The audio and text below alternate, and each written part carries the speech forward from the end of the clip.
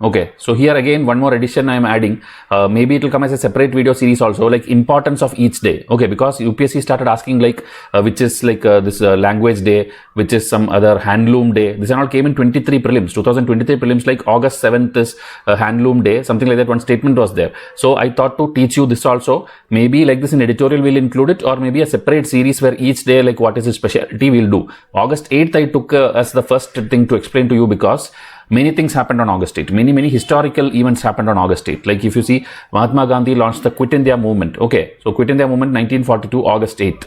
1967, the ASEAN body was found in again the same day, August 8, 1967, where that time 5 countries, if you see Indonesia, Malaysia, Philippines, Singapore and Thailand, they came together in Bangkok in Thailand, and they signed a document to make this historical body ASEAN, which is a very big group of 10 countries now, and they have a free trade relationship with many countries including India. So that is why it's very historic. Okay, 1945, you know, World War was going on. August 6th, they dropped USA dropped a bomb in Hiroshima, atom bomb, and 9th in Nagasaki. In between that day, okay, between that nuclear bombs day, August 8th, the Soviets, that time USSR, declared war on Japan, and many places in Japan was captured, including Manchuria. Okay.